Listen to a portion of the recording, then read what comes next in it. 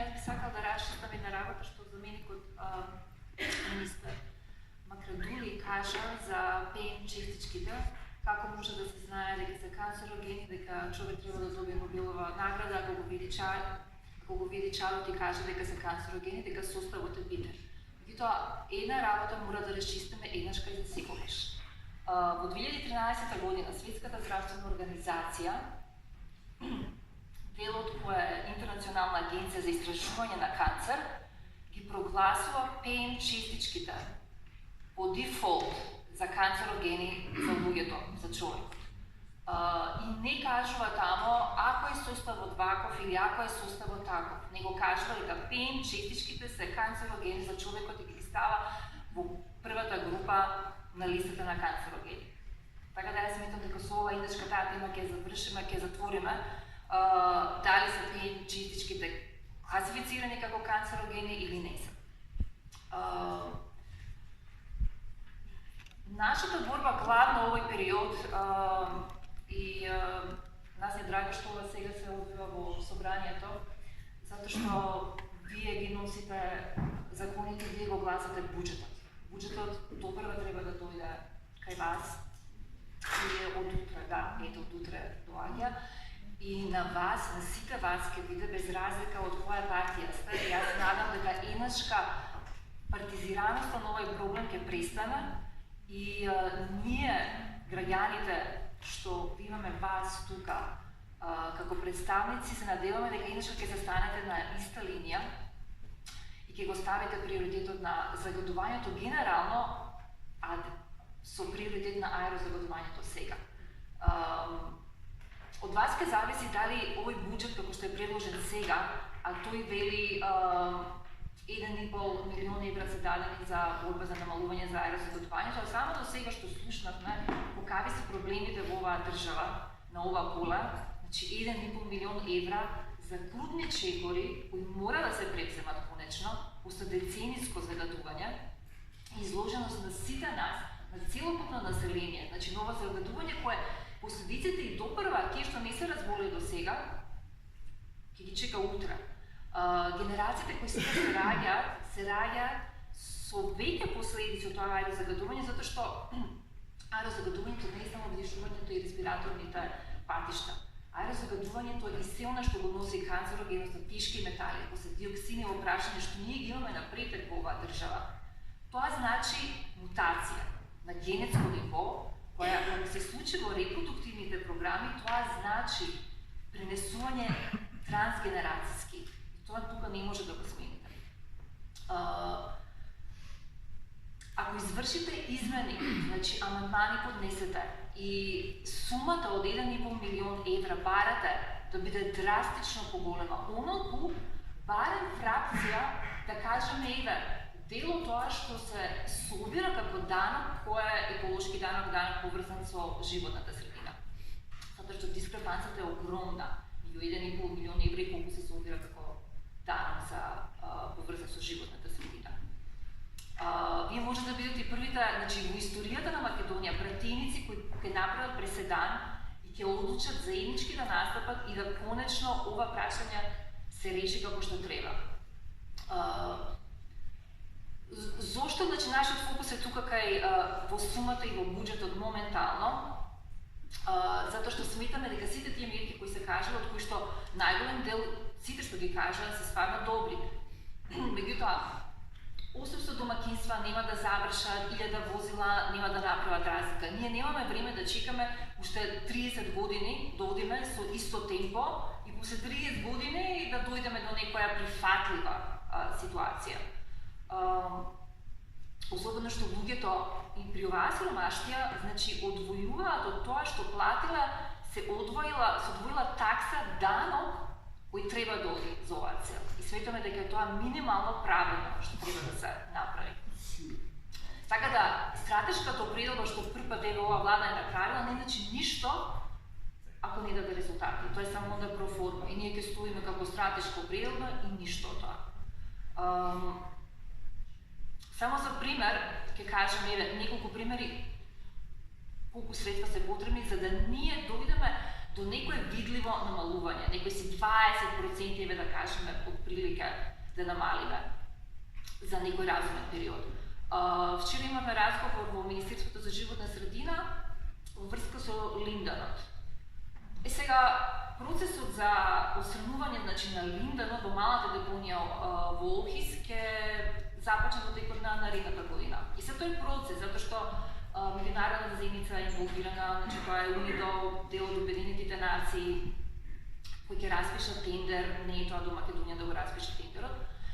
Меѓутоа тоа се работи за тие, ќе започне малата депонија, наредно треба да биде големата депонија, што е во рамките на Охрид. Меѓутоа има една илегална депонија, која е утврдена и позната и не се негира, која е во областа Пеленица, на кај Драчево. И таму има некаде околу 8000 тони линдан, што е многу поголема количина него линдана што е сега во малата депонија.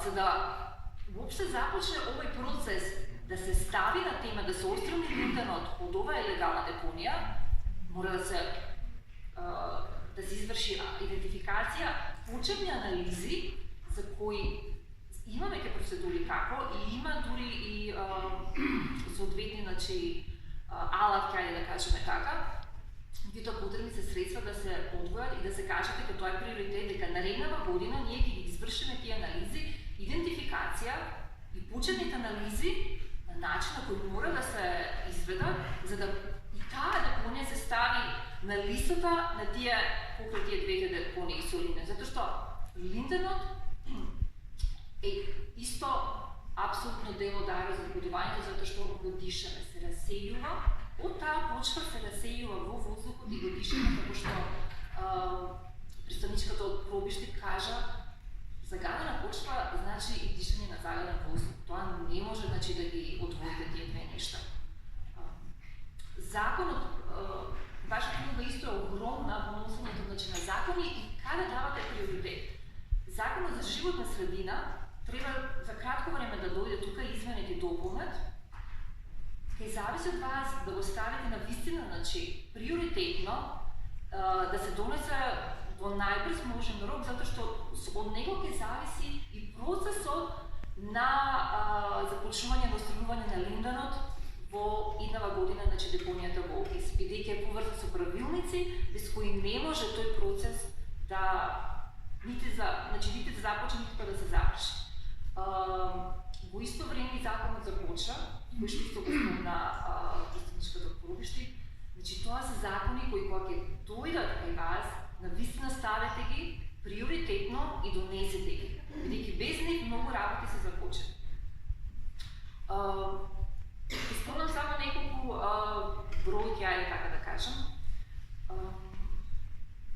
Например, во однос на тие 1,5 милион евра одвоени во борба за намалување на аерозагадување, 20 милиони евра чини да се смени, реконструкција на постојните електростатски филтри и замена на вентилатори и канали за гасови во рек Битола. Тој процес за рек Битола, рокот што беше за сите големи загадувачи во Македонија беше 1 април 2014 година. Се одложи првично, затоа што на рек Битола не струјата доаѓа од таму, се одложи до крај на 2017 година. Потоа се одложи до 2019 година. Најново до сега, некаде октомври, се кажа се изјави дека 2023. Еве, сега и петрва. Постојано има некој пролонгирање, а причината е уште тога што се наведе, зошто не е направено ова еколошко интегрирање на процесите, е дека е економски неисплатливо. И сега ние ќе кажеме дека парите не се битни. Парите се и како битни. 20 милиони евра чини да се стави филтер и да конечно тој проблем биде затворен, со рек Битола. За домакинството јас сум од Скопје, па ќе зборувам за Скопје. Скопје, се кажа неколку пати, има над 50.000 домакинства кои се греат на дрва, во главно некој на јаглен има, тоа е многу помал број, меѓутоа во главно тоа се тие горива. Ние за 1/3 да го намалиме, 1/3 да тргнеме од овие домакинства, Ако го земеме процентот со кој учествува овој сектор во аерозагадувањето, една третина од тоа некаде ќе ни даде околу, не знам, некој си не знам, 12 може би проценти на намалување. Само ова. Меѓутоа, за да го направиме тоа, да ги тргнеме што можеме, тоа е можно во една година. Со инсталирање на топлински пумпи, инвектори, дефинитивно тука се и фотоволтаиците и иднината на Македонија, не и фосилните горива. Меѓутоа, за тоа се потребни средства. Тука не ни треба многу ноу-хау.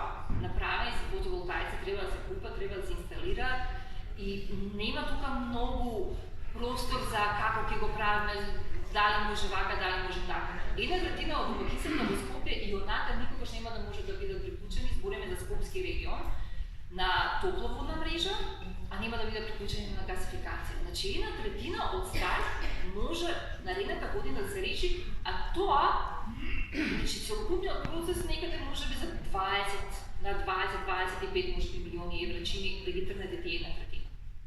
И се доаѓаме, например, ред битул и домаќинствата една третина, доаѓаме до сума некаде на 40 милиони евра. Што пак е фракција од тоа што се собира како данок поврзан со животна средина. Молам ако може да дадете сумата. Било добро, јас не. Секторите, слична ситуација со сите сектори, значи еве нема да кажеме, меѓутоа еве само за ако земеме ние дека во Скопје има 33 инсталации кои се големи загадувачи, значи со интегрирани дозволи, а имаме тројца инспектори. За Б инсталациите истата е ситуација, значи има официјално околу 37 инсталации, каже инспекторот Мирослав Богдановски. Има 4 од властени инспектори, зборуваме за животна средина. А тука доаѓа и новиот закон што ќе настапи, што ќе ограничи емисијата кои можат овие загадувачи да ја испуштат во воздухот, што ќе значи како работа сега нема да може да продолжат голем број од нив да работат понатаму. Значи тука ќе се потребни поволни кредити, поволности, за да може да дојдат во линија и да не загадуваат така. За возилата исто, например, ако земеме од возниот парк на Скопје, немаме некаде 100 автобуси кои што се постари од 25 години. Значи под евростандард, значи нема никаков тука евростандард. За тие 100 автобуси некаде 25-30 милиони евра, ако се земе цената, значи за тие што сега ќе се наводат. Значи 25-30 милиони евра да ви ги замените овие 100, да ги задржите тие плюс од град Скопје што ќе бидат, значи за да може навистина кога ќе збориме луѓето да не возат возила, да се качат нормално во автобус и да може да користат јавен транспорт. Пошумувањето, исто мијањето на улици, значи возила сега има некаде во град Скопје 6 камиони за мијање, потребата било од 60, да се купат околу 30 возила. Значи зборуваме конкретни мерки што сега може да се направат наредна година. Околу 1,5 милион евра. Тука сакаме исто да ве замолиме вас како пратеници да го поддржите барањето на општините, од сегашните, за да запре ова зависност, која веќе се спомна, значи зависност на општините од изградба на градење на згради, за да ги добијат тие комунали на доместоци, значи за тоа уредување на градежни земјишта, за да се самофинансира. Значи тоа е главниот начин на одржување, барем за Скопски општини го знаеме и за неколку општини во Македонија, тоа е главниот начин. И да се подржи барањето на општините од сегашните 4,5 ДДВ, што го земат да се зголеми на 10, и персоналниот данок, кои сега земаат 3% од тој, да добијат 50% и да дојде до 100% во наредна фаза. На тој начин ние ќе можеме да го решиме тоа, да не се зависни од гради на гради, да ја престанеме таа сулуда урбанизација и конечно значи да се доведат во ред и аерозагадувањето со сите други мерки, да можеме да се нормализираме како некоја средина во која се живее.